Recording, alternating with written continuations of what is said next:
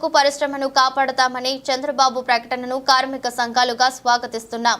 Visakha steel plant ఉత్పత్తి సామర్థ్యాన్ని దెబ్బతీసే ప్రయత్నాలు జరుగుతున్నాయి. సొంత గనులు కేటాయించాలి. సెయిల్లో విశాఖ ఉక్కును విలీనం చేసే విధంగా కేంద్ర ప్రభుత్వంపై రాష్ట్ర ప్రభుత్వం ఒత్తిడి తేవాలి. స్టీల్ ప్లాంట్ కార్మికులపై జనసేన నాయకులు బోలిశెట్టి సత్యనారాయణ చేసిన వ్యాఖ్యలను ఖండిస్తున్నాం. బోలిశెట్టి వ్యాఖ్యలను వెంటనే ఉపసంహరించుకొని క్షమాపణ చెప్పాలి. ఉద్యమాన్ని ప్రక్కదారి పట్టించే విధంగా బోలిశెట్టి వ్యాఖ్యలు ఉన్నాయి. బోలిశెట్టి ప్రజా ఉద్యమంలో ఎప్పుడు పాల్గొనలేదు. నామినేటెడ్ పదవుల కోసం బోలిశెట్టి ఇటువంటి వ్యాఖ్యలు చేస్తున్నారు. కనకారావు గారు పెద్దలు, CFTI జాతీయ అధ్యక్షులు, అదేవిధంగా వెంకటేశ్వర్లు గారు IFTU రాష్ట్ర ఉపాధ్యక్షులు, దుమ్మేటి అప్పారావు గారు HMS జిల్లా సీనియర్ నాయకులు, RKC కుమార్ గారు CIT జిల్లా ప్రధాన కార్యదర్శి, M జగ్గునాయుడు విశాఖ జిల్లా అఖిలపక్ష కార్మిక సంఘాలు ప్రజా సంఘాలు JAC చైర్మన్,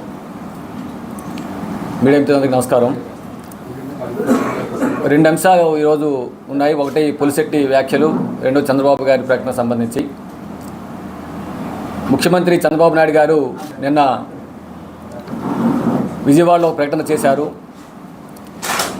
స్టీల్ ప్లాంట్ ఎట్టి పరిస్థితిలో కూడా ప్రైవేటీకరణ జరగనివ్వం. ఇది రాష్ట్ర ప్రజల సెంటిమెంటు.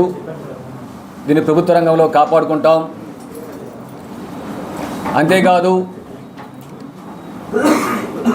విశాఖపట్నం తెలుగుదేశం రాష్ట్రానికి NDAకి కీలకమైనటువంటి ప్రాంతం కాబట్టి స్టీల్ ప్లాంట్ను కాపాడుకోవడం మా బాధ్యత అని ముఖ్యమంత్రి ప్రకటించారు. ముఖ్యమంత్రి ప్రకటనని JAC స్వాగతిస్తున్నది. చంద్రబాబు నాయుడు గారికి అభినందన తెలియజేస్తున్నాం. అదే సందర్భంలో ముఖ్యమంత్రి చేసిన ప్రకటనలో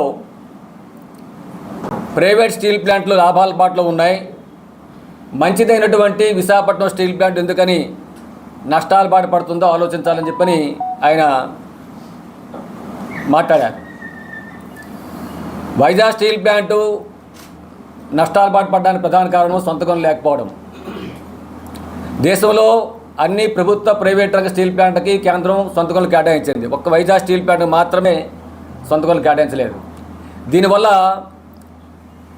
విశాఖ ఉక్కు ప్రతి టన్నుకి 4,000 రూపాయలు అదనంగా ఉత్పత్తి వ్యయం ఖర్చు చేయాల్సి వస్తుంది. ఇది నష్టాలకు ప్రధాన కారణం.